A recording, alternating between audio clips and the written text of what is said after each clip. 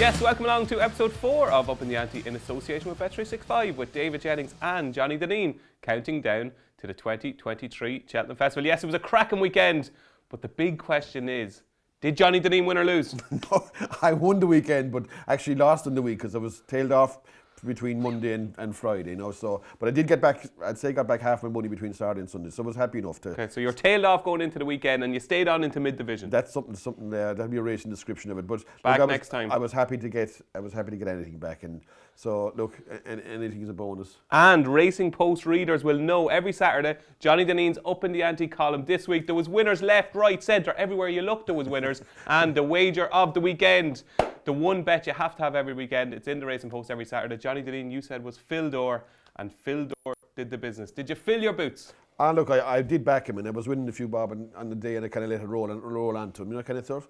So I was happy he won anyway. I was happy he won. And did you back American Mike? No, I didn't. American Mike was like, I would bet skinny ones, but I didn't back him. And my young fella had to be brought some out to his buddies at the exact same time as he was running. And I didn't actually see the race. When I came in to watch it, there was about 6 to jump, you know, that kind of way. So I'd missed the earlier part of the race. And I might have backed him to win something if I was watching it, you know, that kind of way. Although I wouldn't have entertained the winner anyway, so I did well to avoid the race. I hope you bought the young fella a few sweets or something, did you? What age is he? He's 12. Oh, he's nearly gone beyond sweets at this stage. No, he'd eat him all right. You'll be buying him a pint soon. He'd eat him all right. Well, it was a cracking weekend, and we've got so much to look forward to this week with the Tinkle Creek, the 3 Grade 1s at Fairyhouse on Sunday, and our Ante Post Cheltenham bets. So let's get on with the show.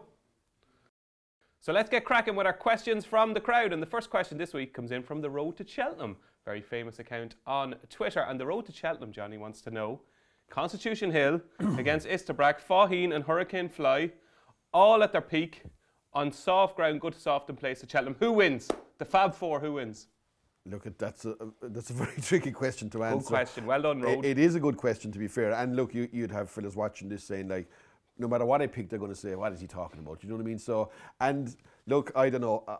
There's obviously going to be a recency bias as well when you're asked these kind of questions. You're building this up, Johnny. Yeah. So, look, if don't do it. If I had to go to pick in an order of 1, 2, 3, 4 with the recency bias, look, they're 4 smashing horses, great horses, different types of horses. I know what you're building up to here. They're 2 flatbred horses against like 2 national huntbred horses. One of them is like Monchu is the side of Hurricane Fly, and Sadler's Wells is an Istabrack. So they kind of like with flat breeding, whereas these other horses are point to point. One is by Germany and this one is by Blue Brazil. They're different type of horses, you know. Okay, who's number 4? Number 4 for me, even though he's a brilliant horse, is Faugheen. Okay, Faugheen is last. Gone out the back. I'll tell you why. Because Faugheen, for a horse that could win the 3-mile novice hurdle in Limerick, yeah, to go on to win a champion hurdle after that. He was a really versatile horse, but like to win the 3-mile, that kind of race, you'd think you'd need a 5-miler. You know what I mean? Yeah. But to come back and win a champion hurdle, a fantastic effort. All right, but he was still. Like he did win 3-mile over hurdles as well. So on pure speed terms, in a speed 2-mile champion hurdle, he's going to get outsped. I would have thought that he'd be the last. Who's number 3? Number 3 for me would be Hurricane Fly. Okay. Number 2. Number 2 is what's the other one again? Istabrack. Yeah, number 2 is Istabrack. Oh, yeah. Johnny, I'm going to go number 1. You're falling for the hype already. I am. I'm going to go for Constitution Hill. I know you can say there's a recency bias, and there probably is, but to me, what he did on Saturday, like, I know it was no race and all that, but you couldn't find superlatives to describe it, could you really? Well, we're running out with them. He's only won, I suppose, one race in open company. Yeah. He's a monster. He's a machine. He's the best thing since sliced bread. There's no words left, are there? Well, look, I put it this way. What I would say about Constitution Hill is, do you know when he started off going to the first hurdle on Saturday in Newcastle, I could never in my life envisage a horse coming from behind him. The way he did everything perfect, jumped every hurdle perfect. It's magnificent, yeah, absolutely. And like, could you see a horse giving them 2 lengths out the gate and actually getting up to them and actually passing them? I couldn't see it. Don't care who it is. One of the things I said on Twitter was, he never looks tired.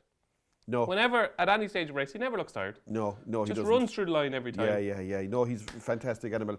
Look, fellas, we saying, sure, he's never even won a champion hurdle. These other horses won 3. And like you say about Easterback was a great horse, terrific horse. And like he used to dance every dance. He used to go to like the Grimes hurdle or whatever they call it, Joe Tipperary, Mack, and then he'd go on to Fairyhouse, he'd go to Leopardstown Christmas, he'd go to that Leopardstown race in January, he'd go to Cheltenham, he'd go to Punchestown or Aintree, any of them places. He'd run 6 or 7 times a year, whereas this guy is only going to run 2 or 3 times. But that's the way the game's changed. They only run him 2 or 3 times a year now. But on pure raw ability, I'll go Constitution Hill. So that means the best hurdler Johnny Dineen has ever seen is Constitution Hill. Yes, definitely, yeah. Definitely. Wow. Our second question this week comes in from Diarmuid O'Connor, and I think you saw this one coming, Johnny Dineen. Diarmuid wants to know, does Johnny still think Long Press can't possibly win a Gold Cup after what he did on Saturday? So in Johnny's column in the Racing Post on Saturday, you said you would be laying him vigorously, That's or correct, taking him on vigorously. Yeah, that's You right. thought it was ridiculous for Long Press to be running off top weight in a handicap like the rehearsal at Newcastle. You thought it was bonkers. You put your money where your mouth was, and it didn't quite work out, Johnny. No, he was impressive. He was, and to answer the question, I do think he's a big runner now in the Gold Cup. Really? I do actually. Yeah, I do. I mean, like everybody gets it wrong. The one thing I always do when you put your hands up and say, right, got that horse spectacularly wrong, but you don't force it and say, well, and stick your heels in and say, I'll keep opposing him, I'll keep it. Like I am right. You know what I mean? Do you know, like it's. Like, I always remember I was in a betting shop in London years ago, and there was these two fellas arguing, and one fella, I'm right and I'm wrong, do you know what I mean? And this guy said, I'm right, and your man says, how do you mean you're right? He says, I'm always right, you know what I mean? That's what he said.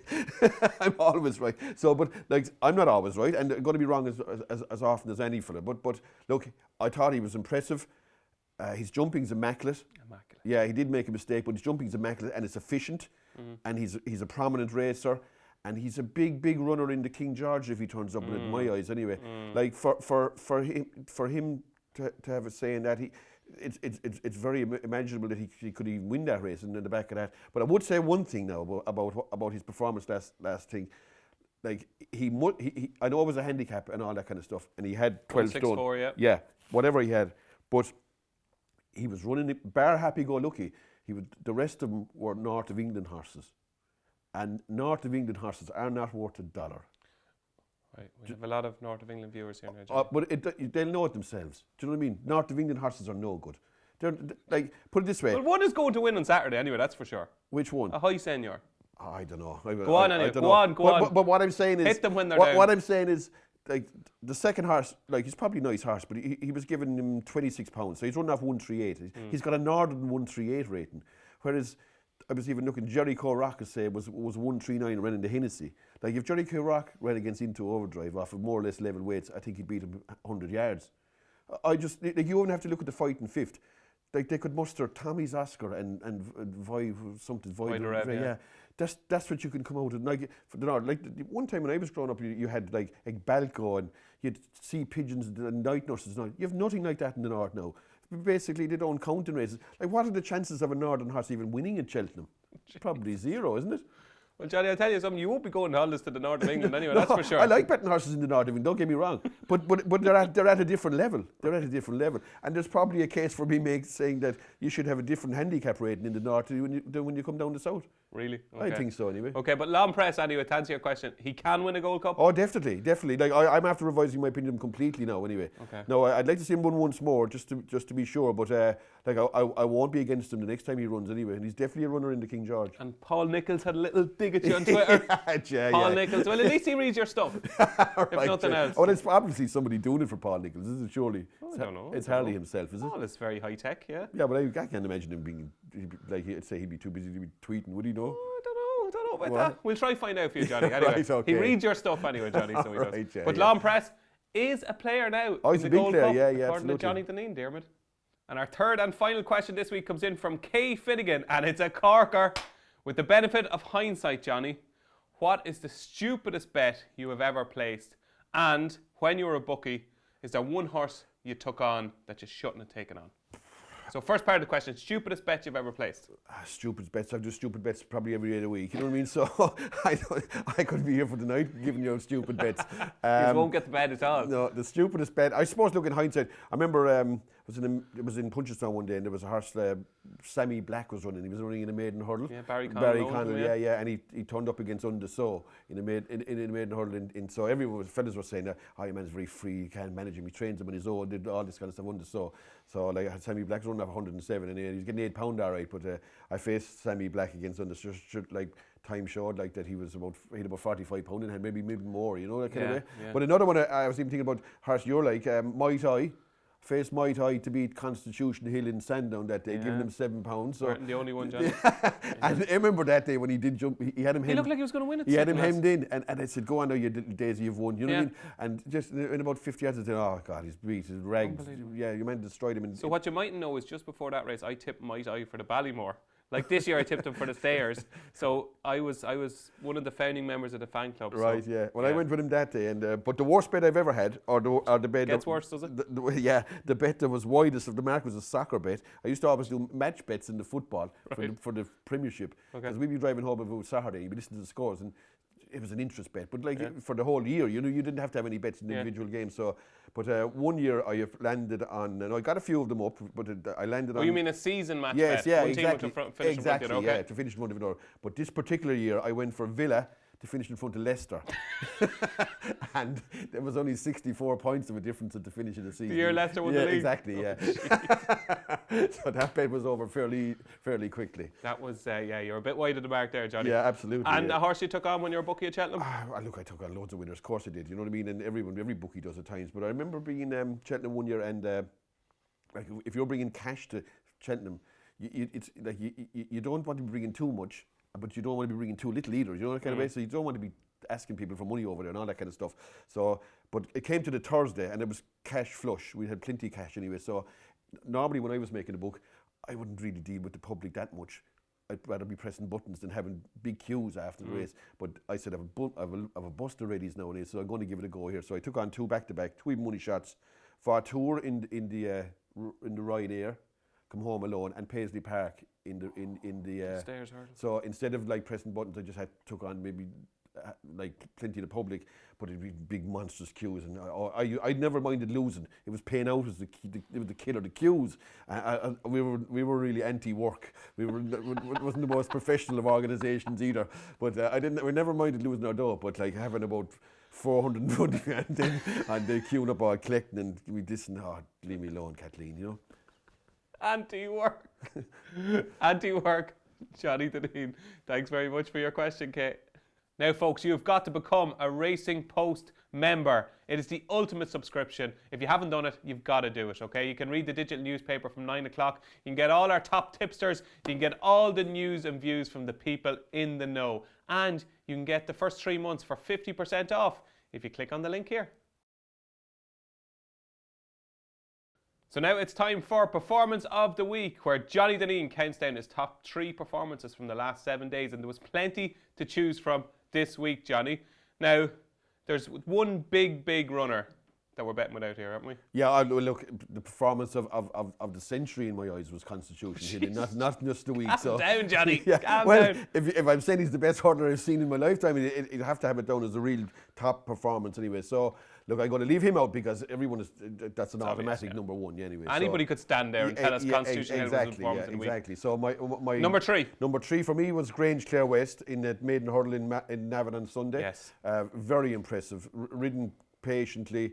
Came there, it was a bit free and did maybe a few little minor errors, but won with a swagger. Won with a swagger. And it looked a good maiden hurdle. It looked a fairish race, yeah, it did, and he put him to the sword easy, and he came there with a double handful and went away up the hill, went up the hill like a good horse. 13 lengths, I think. He won a big distance. He won a big distance, and like who would have said on Sunday that you'd be walking out the gate and he'd be about a quarter the price American Mike would be for the Ballymore or whatever race he's running in. You know, unbelievable, yeah. Yeah, look, he was very impressive, and he's a big price tag. He's never been beaten. It's a good horse, very good horse. Okay, number 2. Number 2 was Lucia. Lucia, like she won a listed hurdle in Newbury on Saturday. Like, it's a fair test for a mare to run in it wasn't a maiden hurdle, it was a listed race. And won with a swagger too, and like it's unbeaten. Did everything right, really smooth hurdler. Won lovely looking horse. Yeah, absolutely. Won very easy. It's going to take high ranking mares novice races anyway. Like, I know Willie Mullins will probably have good mares in that novice division, but this is big contender for the mares novice already. Okay, that's number 2. Lucia, big fancy for the mares novice hurdle at the Cheltenham Festival, called of course after Jack de Bromhead. And numero uno, number one performance of the week was Jet Powered in Newbury on Friday. Like, it won with to say a swagger is even underestimating it a bit. Like, if you walked in and you looked at the telly, you'd say it's Shishkin running in a maiden horse, wouldn't you? With the colours and everything. Yeah. He did absolutely everything right. He beat, I'd say, a fairish horse up a stick. Like, the talk of him with pre-race was good, and like, he didn't. There was money for the skeleton horse as well. Yeah, there would have been. But he cost 310 grand at the same time. Like, I looked at the two horses in videos and point-to-point videos, and you'd have said they were both smart horses. Like, it would have been hard to split them. But Henderson has such a record in Newbury. That's why he was favoured. And the colours, those colours are synonymous with good horses. And colours make a difference too when you're backing horses. Like, when it comes to certain races, there are certain colours that I won't entertain. Really? Oh, absolutely. If you get, you see these big owners or big trainers, and they have, next thing you land in a race and this thing is about 6-4, 5-4, and you're, oh, I'm not facing them colours. I just can't face them. But these are good colours though. These yellow and black ones, these are good ones, and so are like Sheveley Park are good colours too, aren't they? You know, and like, you know the fellas that have good horses, and you know the fellas that get saddled with the. And Upping The Ante viewers will know, because earlier on in the series you did say that you're kind of pally with Joe Donnelly. And you had heard nice things about Jet Powered. So people were on at big price for the Supreme, thanks to you, Johnny Dineen. Well, I'm not on him, but look, he's a runner though, isn't he? Like, can he win a Supreme? Well, look, I find it very hard to form an opinion now in a race. Looking back since we started this, it's very hard to form an opinion until Willie Mullins puts his cards on the table and we see what he's got. Like, you don't know how good Fessel Vague is, and like, until he runs or runs against something reasonable, you don't really know how good a horse he is. Can he win the Supreme? I'd say he's a runner anyway, definitely. He's definitely a minimum place chance, minimum. Okay, that is Jet Powered, Johnny Dineen's performance of the week. So you've heard Johnny's performances of the week. Now it's time for his Eyecatcher of the week, the one horse that caught his eagle eye that we'll be getting stuck into next time. Johnny, who was the Eyecatcher? Look, the Eyecatcher it wouldn't have just caught my eagle eye or anything like it. You wouldn't have to be eagle-eyed to see this fella. It was my trump card in Navan against in Grange Clare West. He ran a really promising race. Like, it was his first run ever. Cost plenty as a start. I think he cost 230,000. First run ever. Like, he'd no experience of anything. He took a while to settle into the race, and he finished. He finished nicely, and like, he finished fourth. Would definitely have been second in another, like, 5 strides. Yeah, absolutely. You know, and like, that was a hottish race. He's only 4-year-old, so I wouldn't be shocked if they went back for a bumper. Maybe, like, seeing that was a 2.5 mile race, you could see him turning up in a 2.5 mile Leopardstown bumper at Christmas. It's a very, like, possibility. And I know Mullins is dangerous in those races, and I think he won it last year with Embassy Gardens.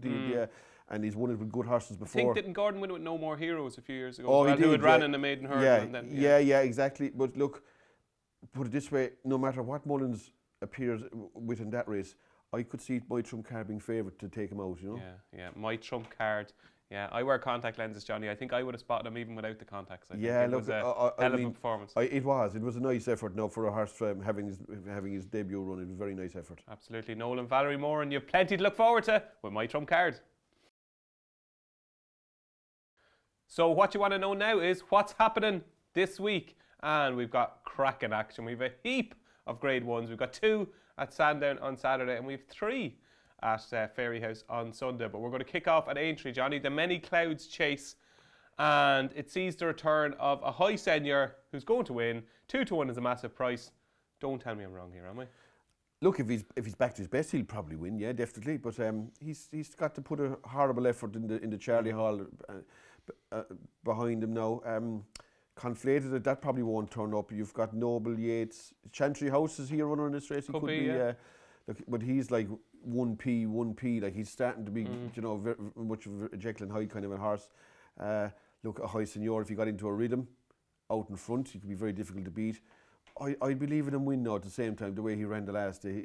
In thing, I hate them horses to run as bad as that anyway. But is he not the type of fizzy character that he needs that run just to get out of the way, just get all that fizziness and exuberance away, gone, and now he's had that under his belt? You're going to see, like, Aintree, flat track. I know you're not a big believer in track suiting horses, but he was brilliant there last year at the Grand National Meeting. He beat good horses, proper horses. He beat Long Press, he beat Brave Man's Game.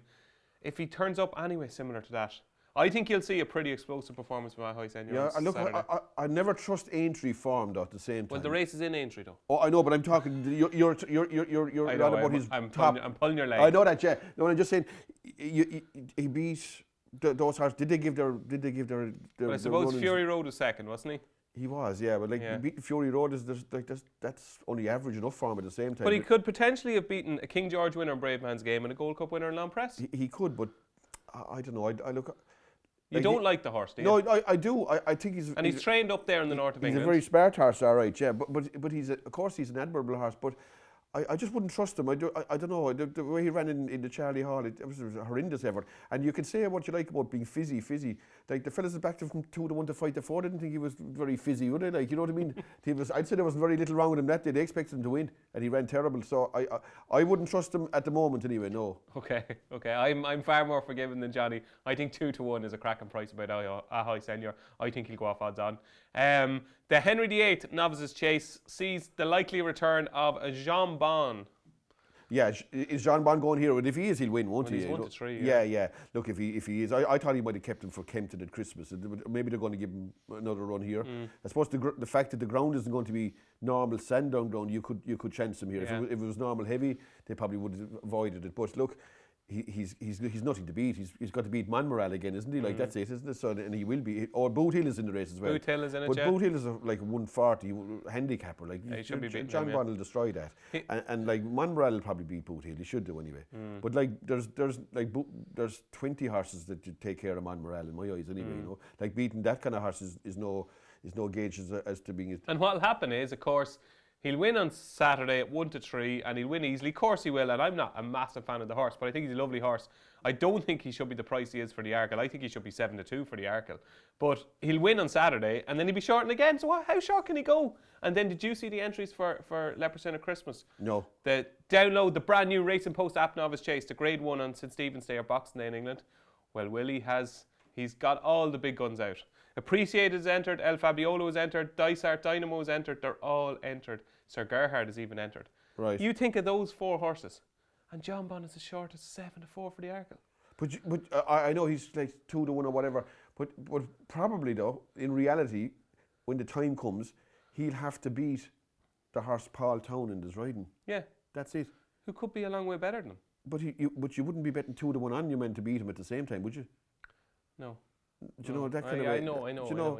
Like I mean, I think John Bon probably might fall short, but I wouldn't be as adamant as I was earlier on in the year. Like these horses haven't run yet either. You just don't know. You know. Yeah, that's true. You know. That is the Henry VIII Novices Chase. We think John Bon is going to win that quite convincingly. Moving on to the big one on Saturday, it is the Tingle Creek, Shishkin, Greenatine, Gentleman the Me, who's there been loads of money for. That's bad English, who there has been loads of money for. 9-1 into 9-2 on Tuesday morning. Gentleman the Me, Edward Stone, your beloved Edward Stone. If they all show up, it's a good race. Very good absolutely. Race. And if they all show up, the fellas that back Gentleman to Me have a bad price at 9-1, not a mind 9-2. Do you know? But that's the reason there's money for Gentleman to Me, is because it looks like Edward Stone and Shishkin aren't going to show. So he's got probably Green Teen to beat, isn't it? And he's probably going to go off in front of 100 mile an hour. And if it's all these railway fences right, you never know, he might even stay there. I don't know. Look, it all revolves around Shishkin, how good what kind of ability he still has. And I presume they must, when they're running him, they must think that he's probably half back to his best. He's the horse they have to beat. I couldn't play in a race where Shishkin is in just right now. I just leave him run. But like, he's miles better than Green Teen. He's just beat him up a stick one day in Kempton last year. He'll destroy Edward Stone too, as long as he's the horse he was. But like, he's to put a horrendous effort behind him as well. So I'm going to leave that race off. And I know you're not a massive fan of Edward Stone, but is he not I know Alan King is talking about the ground and maybe not showing up, but Edward Stone has loads of form on good ground. Yeah, absolutely. Loads of form. Yeah, absolutely. I think you're seriously underrating this horse. Maybe so, but I don't think so. But sure, look, I've been wrong before. Maybe so, but you're wrong, David. Right? No, you could be right. You could be right. Look, obviously he's a good horse. He's a Grade 1 winner, the Arkle winner. Like, at the same time, it's very hard to win an Arkle without being a good horse. But he just doesn't he lacks the X factor. Okay, how shocked would you be, okay, if we're standing here this time next week and we're back every Tuesday, of course, 6 o'clock. If we're standing here this time next week and I'm saying to you, Johnny Dineen, Edward Stone was breathtaking in the Tingle Creek and he's now 3-1 second favourite behind Energamine for the champion chase. What's the chance of that happening? I could envisage a scenario where he could possibly even win this race because, like, Green Teen isn't a contender for the champion chase. Is it? In my eyes, it's not anyway. Shishkin maybe doesn't turn up or flops or whatever. Like the Me horse, he's not going to be a contender for the champion chase, is he? But I would be shocked if he ever meets Energamine and you said, well, geez, he didn't have to take care of Energamine, did he? I'll fall down the ground if that happens. Anyway. Okay. There we go. Moving on to the 3 Grade 1s at Fairyhouse on Sunday. It is the Bar 1, Royal Bond, the Drimmore and the Hatton's Grace Hurdle. The return of the mighty Honeysuckle, who is going to win, isn't she? She should. We haven't got the benefit of the 5-day forfeits at that stage, but you'd imagine she should take care of whatever shows up. Yeah, you'd imagine so. I mean, I don't see anything there. I was looking there, like, Stateman is not going to run, surely. No. Darver Star is likely to run it. Yeah, but like Honeysuckle make mincemeat of them kind of horses, won't it? Like, you know, it looks a penalty kick for her, really. She's going to be unbackable too, surely. Yeah. Okay, the Drimmore. I'm a big Mighty Potter fan. Yeah, Mighty Potter's a good horse. Yeah, he's a good horse. But like, he's coming in just the one run. It's not a lot of, like, I suppose he won't be the only horse with only one run in the race. His jumping was only okay in the north, wasn't it? And like they said then that he'd be back in, they bring him back into the pack and he'd jump better. I don't see that as being any kind of a legitimate excuse. I think you're a bit lukewarm on him, are you? Yeah, well, Mighty Potter has Punchestown form. Like, that's his best form. Yeah. And I always think Punchestown form you can take with a pinch of salt too, definitely. Okay. At the end of the season. He was unlucky in the Royal Bond last year though, wasn't he? Yeah, look, he's a good horse. He's a good horse, definitely. And he has a good chance. And the fact that he's the stable selection, because they had quite a few for this race, if he is the stable selection, which he looks like he's going to be, he's the horse they have to beat. Whether I'd back him, I don't think so. Okay, the Royal Bond, we've got some exciting youngsters in here. I think this could be a big day for Barry Connell and Michael O'Sullivan. I think Marine National could win this. Look, it's a possibility. Yeah, of course it is. He's been impressive, but his form is average enough at the same time. I mean, the horse he beat, Ken Darge, Charles Burns' horse. Sure, that's still a maiden over hurdles. Ken Dancer. He's by Ken Vice Sergeant or something like that. Oh, sorry, Vice Sergeant or something like that. Yeah. Santonito was in there. I mean, that was a very average race too. Like, he looks good and he's travels well in races and he has a good chance. Like, this is be a good test of him now at the same time. Would I fancy him to beat Cham Kiley? I don't think so. I think Cham Kiley has more done. Like, beating Brazil. Okay, maybe Brazil might have needed a run down Tipperary, but that's a good effort at the same time. And he's good staying horse, Cham Kiley, and he's good jumper too. And he's coming from William Mullins to in town and they're going to be on him. He's the horse I think they have to beat in that race anyway, without a doubt. Okay, so it's Cham Kiley for Johnny in the Royal Bond and Marine National for me. And that's what's happening this week. Enjoy it. It's DJ versus Johnny time. Yes, it is charity bet talk. Okay, so the score at the moment, Johnny, 450 quid to me and 50 quid to you, a non-runner. So we're into week 4. Unbelievably, I've managed to get 2 out of 3 weeks right. Champ obviously bolted up at Dewberry on Friday. I thought he was beaten passing the line. I was sure of it. I said he won by a neck. I thought he was beaten. Did he win by a neck? But Champ did the business at 5-2 for me last week. A nice price, returned 11 to 8. But Champ did the business. Amarillo Sky did the business the first week at 9-2. So I have 450 quid in the kitty for Cancer Trials Ireland, and Johnny has got his 50. So let's keep this run going if we can, Johnny, hopefully. This week, I was going to go for a high senior, and I will if this horse doesn't run. So I'm going to put forward a horse, but we'll ask Bet365 if the horse I'm putting forward doesn't run, we can put it on a high senior, 2-1 on Saturday. I think he'll go off odds on. But I'm going to the 240 at Aintree on Saturday. 2.5 mile handicap chase. Night in Dubai from the Dan Skelton stable. I thought ran a really eye-catching race at Bangor on his reappearance. Flat track, 2.5 miles, Aintree, Skelton's in form.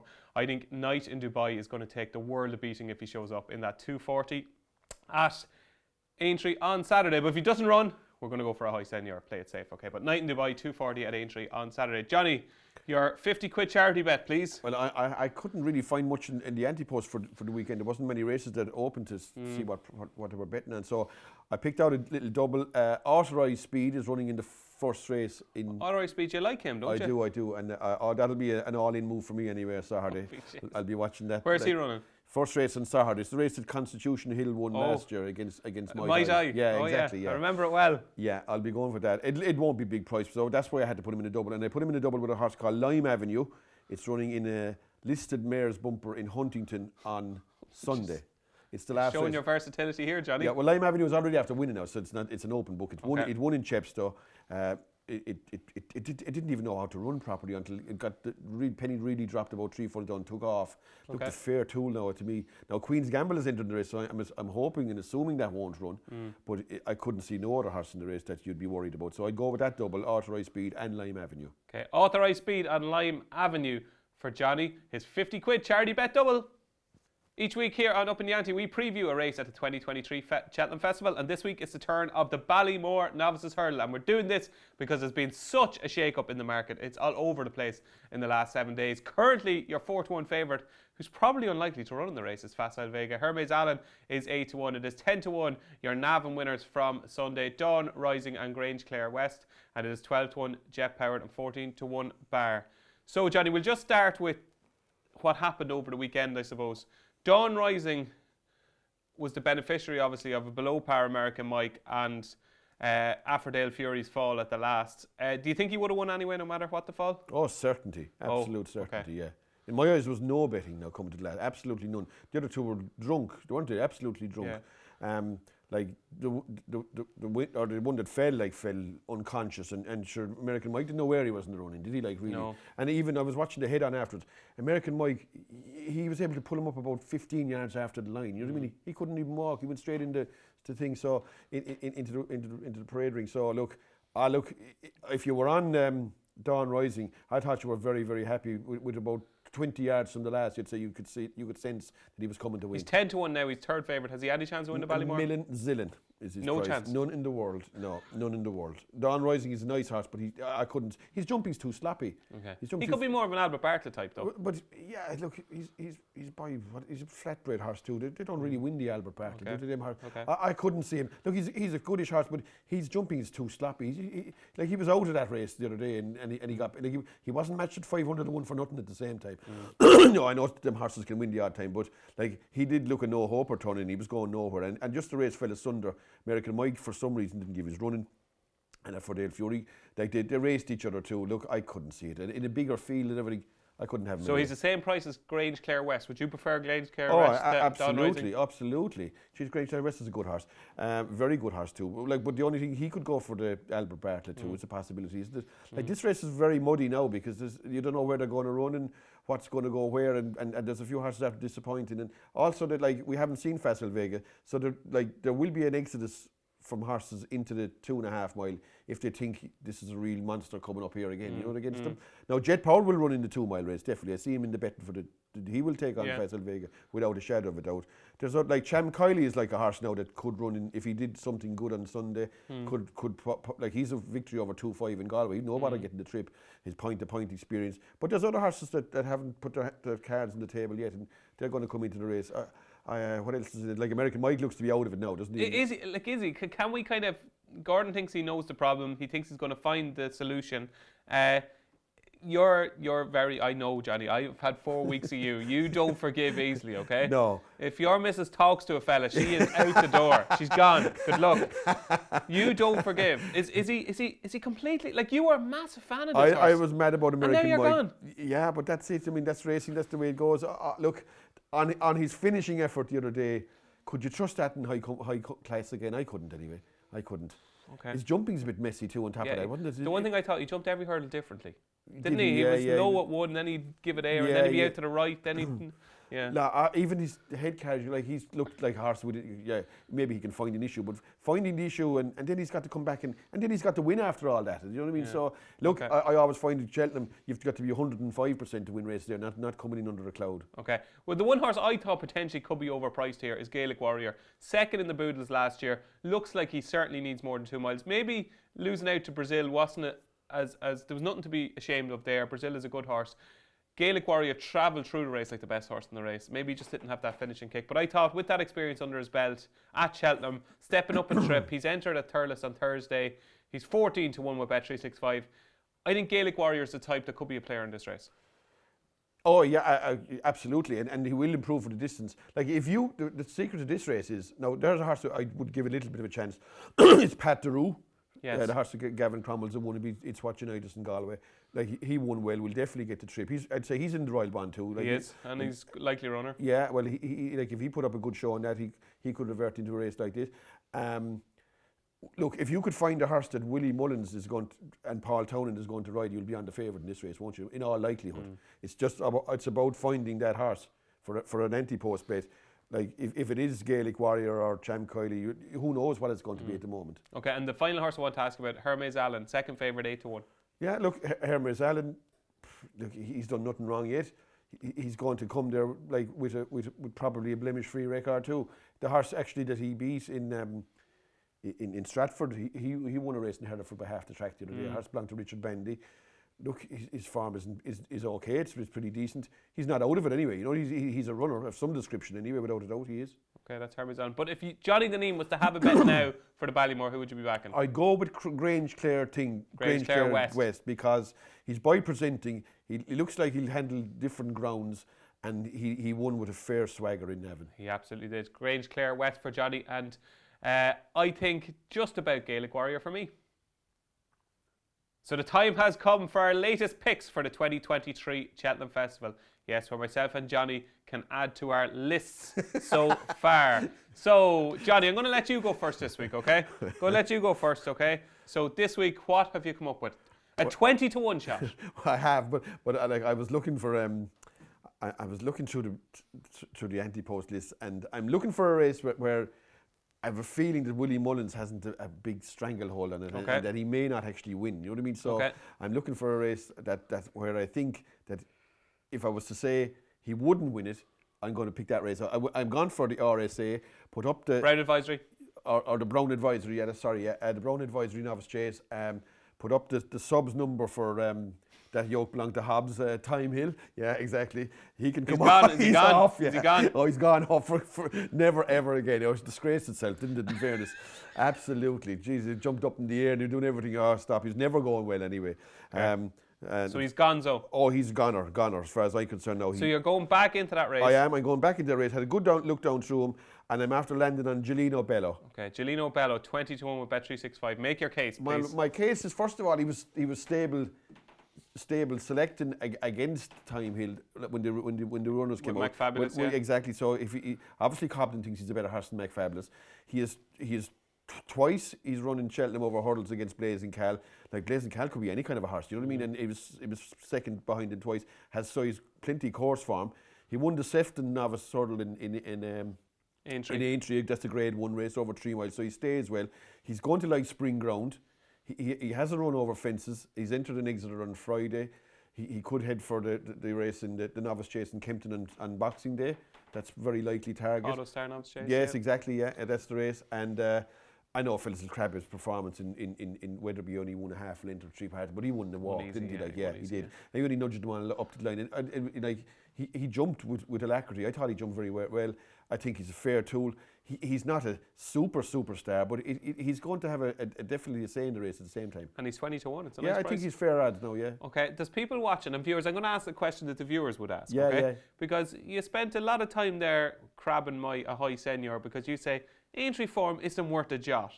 And now you're going for Gelino Bello, whose best performance came at Aintree. Well, you know what? I'm just saying that Aintree form with a high senior, he beat like Lamy Press and he beat Brave Man's Game. Yeah. Do you know what I'm saying? He beat those two horses. But did they give their running? You know what I mean? Whereas Gelino Bello didn't run at Cheltenham, went to Aintree and beat a whole host of horses that like basically had no Cheltenham form. You know what I mean? So like that was kind of his target. Okay. Like, I would be suspect of Aintree and Punchestown form when horses have been to Cheltenham, because Cheltenham is the be all and end all for most horses. Okay. So no, it's just a... No, but it's a legitimate question. It's a legitimate question. Like other fellas will be saying, what's he on about? He picked Time Hill last week. He's picking Gelino, but what'll be next week? So it could even be... Manila Cocooner next week, folks. Yeah. So you're going strong for the Brown Advisory, Johnny. So Johnny Dineen's latest tip for the 2023 Cheltenham Festival is indeed Gelino Bello at 20-1 with Bet365. And Johnny, mine is a 16 to 1 shot this week, okay? It is in the Triumph Hurdle, and it is Comfort Zone, who I thought was very impressive in the opening race at Navan on Sunday. Now, Takao was the favourite for Willie Mullins in the same colours as JP McManus, wore the first colours, had the first jockey Mark Walsh, travelled supremely well to the second last. It was just what Comfort Zone did from the second last to the line was what really impressed me. And I just think a Triumph Hurdle is made for him, especially the new course at Cheltenham. That stamina sapping run from the second last to the line with only one hurdle basically in the last half a mile. I think that's really going to suit Comfort Zone. I just like the way JJ Slevin rode him on Sunday. He tracked Takao the whole way. And you're kind of thinking turning in, New Year's Honours was still a good bit on front. And I said, are they really going to get to him? And then he just came back on the bit after the second last. And he really went away after the line. A horse of Gordon Elliott's, who came in as a reserve, was second and was well backed. I'd say he's no mug either. I just think in this market, obviously it's going to completely change in the next couple of weeks, and we're going to have, you know, different races at Kempton, and a lot of juvenile hurdles are coming up, and you've got the race at Fairyhouse this weekend, and then you've got the race at Leopardstown over Christmas on St Stephen's Day. But to me, 16 to 1 is too big of a price about Comfort Zone. He was rated 86 in the flat. I loved the way he finished out his race on his last start for Joseph O'Brien at Leopardstown behind Zoffman. To me, he's just a real improver. I like his profile for the Triumph Hurdle, and I think he could be the type to really progress as the season goes on. So my latest selection for the Cheltenham Festival is Comfort Zone. So folks, that's it for week 4 of Upping The Ante in association with Bet365. We're 4 weeks in and Johnny has to have 2 horses in the same race. Yeah, that's You're going well, Johnny. Absolutely, yeah, absolutely. Well, if one of them won. Yeah, well, what more do you want? One of them, they can't all win. No, they can't all win. No, they definitely can't all win. So what's the plan for the week? This is as good as it gets outside of Cheltenham this week racing, isn't it? It is actually, yeah. I always like that Barney Hare meeting in Bar Fairyhouse, One in Fairyhouse. There's always good like cracking cards, isn't it? Like nice like conditions races too. You know, I like them kind of races. And there's good racing in England too at the weekend. You know, Sandown's always a good meeting too. And sure, we'll have the World Cup will be heading into the knockout stage. Will, Johnny? Yeah. So I'll start watching a bit of that now as well. I like the knockout soccer, you know, that kind of way. Excellent. So look, and we might maybe potentially see you at Fairyhouse on Sunday. It's a possibility, yeah. I'm considering going to it. I might go, yeah. Okay. And I have to say, I was in Fairyhouse during the week. Gillian and Peter and the team at Fairyhouse have the place looking cracking. Honeysuckle on Sunday. We've only got a couple of more chances to see Honeysuckle in Ireland. You got this one. You got the Dublin Racing Festival for the Irish Champion Hurdle. But she's running on Sunday in the Hatton's Grace Hurdle. And you don't get too many chances, Johnny. So I think people should go to see Honeysuckle on Sunday. Yeah, look, as I said, how many more times are you going to see her run as right yet? Like, she's a horse that once in a lifetime animal for the connections. And it's just a pity she's running into the best horse you've ever seen in March, isn't it? Well, yeah, well, look, sure, horses get injured all the time. Sure, who knows whether he'll get there or not, you know? Whether she gets there, who knows? Who knows? But if you missed earlier on the show, Johnny Dineen, the best hurdler he's ever seen is Constitution Hill. He's helping the hype, so he is. Join us next Tuesday at 6 o'clock. Same time, same place. We'll be back. Thanks for watching Up in the Ante.